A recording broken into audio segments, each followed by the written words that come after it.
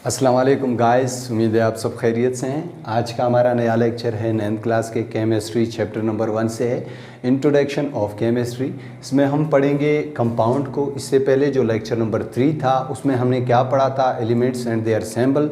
और इसमें हम पढ़ने वाले हैं कंपाउंड को, साथ ही साथ उसके टाइप्स भी पढ़ेंगे। और हमने इसको आसान अल्फाजों में कोशिश किया है, लिखा है, और एज ए नोट हमने लिखा हुआ है इसको, ताकि आप अपने कॉपी पे उतार सकें, इसको अपनी तैयारी कर सकें। तो चलते हैं अपने लेक्चर की तरफ। क्या है हमारे पास कि कंपाउंड है। कंपाउंड को अगर हम आसान अल्फाजों में एक्सप्लेन करें तो हम क्या कहेंगे, व्हेन टू और more than two atoms are chemically combine with fix mass ratio is called compound. कहता है कि जब दो या दो से ज़्यादा एटम अगर केमिकली मिल जाएं, एक दूसरे के साथ रिएक्ट करें एक ख़ास रेशो के तहत, तो वो क्या कहलाते हैं, कंपाउंड कहलाते हैं। देखें कैसे। यहाँ पे हमारे पास है एक एग्जांपल छोटा सा, H2O। ये क्या है, एक कंपाउंड है। सो इसमें आप देख सकते हैं कि ये एक फ़िक्स रेशो के तहत मिला हुआ है, यानी 2:1 या 2:1 है। क्यों, इसमें देखें अगर आप इसकी रेशो को चेंज करेंगे तो ये वाटर का कंपाउंड नहीं बनेगा, ये कुछ और बन रहा है। अगर इसमें से 1:1 हो तब भी नहीं बनेगा, 3:1 हो तब भी नहीं बनेगा, 1:2 हो तब भी नहीं बनेगा इसको। यानी एक कंपाउंड हम तब कहते हैं वाटर कंपाउंड जब ये 2:1 से मिलके बन जाए, ऑक्सीजन और कौन, हाइड्रोजन और ऑक्सीजन। इसी तरह उम्मीद है ये आपको समझ में आ चुका है कि जब दो या दो से ज़्यादा एटम्स एक दूसरे के साथ केमिकली मिल जाएं, कंबाइन हो जाएं, उसको हम क्या कहते हैं, कंपाउंड कहते हैं। सो हमारे पास है इसका एक छोटा सा और डिफिनेशन है इसका। कहता है the identity of in individual atom of a compound is completely lost. इसे क्या मुराद है कि पहले क्या था, ये एक हाइड्रोजन का एटम था और ये एक ऑक्सीजन का एटम था। ये अलग अलग थे, ठीक है, इनकी कुछ अलग खसूसियात थी। अब ये इसके साथ जब मिल गए है तो इसने अपनी जो पहली वाली पहचान थी वो खो दिया है, उसको लॉस किया है। अब ये कुछ और है, इसकी शेप, इनकी जो साख्त है वो कुछ अलग हो चुका है। ये यही कह रहा है कि कोई भी एटम है या कोई भी इंडिविजुअल, कोई फ़र्द है, वो क्या करता है, अपनी जो आइडेंटिटी है, पहचान है, उसको पूरी तौर पर वो खो देता है जब वो कंपाउंड के फॉर्म में आ जाता है। उम्मीद है ये भी समझ में आ चुका है। फिर हमारे पास क्या है कि हम क्या करते हैं, देखें स्टूडेंट, हम इसमें जब एक कंपाउंड होगा उस कंपाउंड की एक फार्मूला हम लिखेंगे। क्या लिखेंगे, फार्मूला लिखेंगे। साथ ही साथ उसके नंबर भी हम शो करेंगे कि यहाँ पे ये कितने हाइड्रोजन, कितने ऑक्सीजन और कितने एटम मिल के क्या बना रहे हैं। इसी तरह वो क्या कहलाता है, वो मॉलिक्यूलर फार्मूला कहलाता है। इसको पढ़ते हैं, इसकी क्या डिफिनेशन बन रहा है। कहते हैं it show all the atoms and their number in a compound.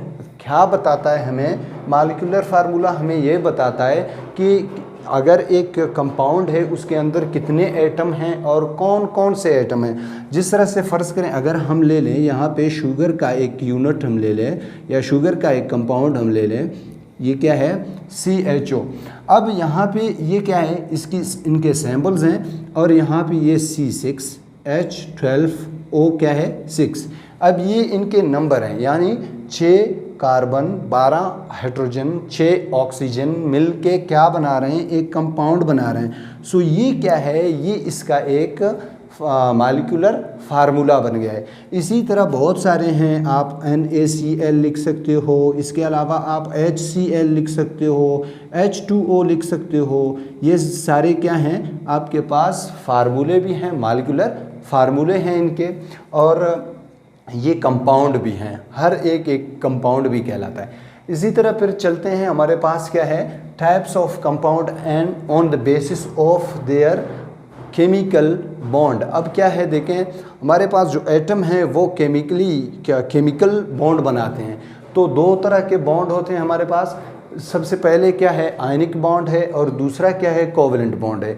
इन दोनों में क्या फ़र्क है, देखें पहला है आयनिक बॉन्ड। वो क्या है, कहता है the compound form by the complete transfer of electron by their individual atom.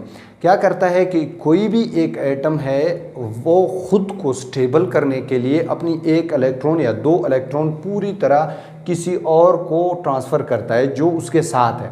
ठीक है, किस तरह यहाँ पे देख सकते हैं हम लोग कि यहाँ पे NaCl है या NaCl है, ये एक कंपाउंड है, ये आयनिक कंपाउंड है।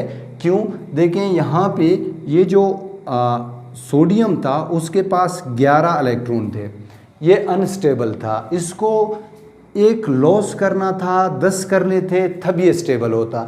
इसी तरह इसके जो करीबी जो देने वाला या एक्सेप्ट करने वाला कौन है? क्लोरीन है। इसके पास 17 इलेक्ट्रॉन्स हैं। कितने हैं? 17 इलेक्ट्रॉन।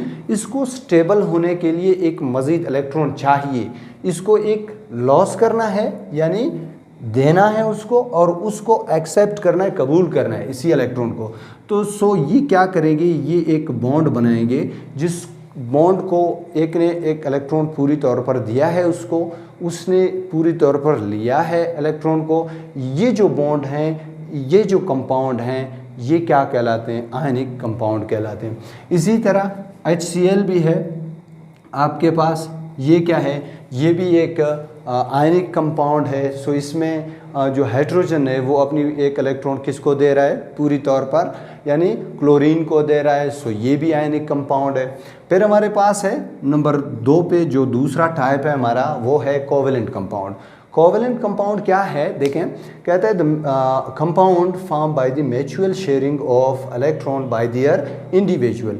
ये क्या कर रहे हैं? अपने जो यहाँ पे जो कंपाउंड हैं वो किस फॉर्म में आते हैं? कहता है कि ये अपने एक या दो इलेक्ट्रॉन को म्यूचुअल शेयर करते हैं, यानी बाहिमी क्या करते हैं? किसी और के साथ बांटते हैं या तकसीम करते हैं। वो देते नहीं है अपने इलेक्ट्रॉन, बहरहाल उसके साथ शेयर करते हैं। किस तरह? जैसे कि हमारे पास है यहाँ पे CH4 है, देखें यहाँ पे क्या हो रहा है, ये अपने इलेक्ट्रॉन्स इसके साथ बांट रहे हैं। इसी तरह हमारे पास है H2O है, ये क्या कर रहे हैं? अगर इसकी आप डायग्राम बना के देखें तो यहाँ पे जो ऑक्सीजन है वो अपने जो लोन पेयर हैं उसको क्या कर रहा है? हाइड्रोजन के साथ म्यूचुअल शेयरिंग कर रहा है, यानी इसके साथ बांट रहा है।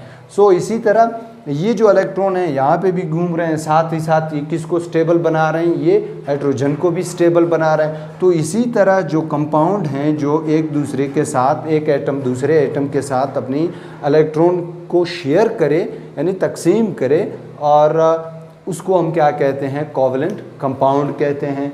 सो ये था आपके पास कोवेलेंट कंपाउंड। ये 4th लेक्चर भी इंशाल्लाह आप लोगों का क्लियर। हाफिज़, खुश रहें, आबाद रहें।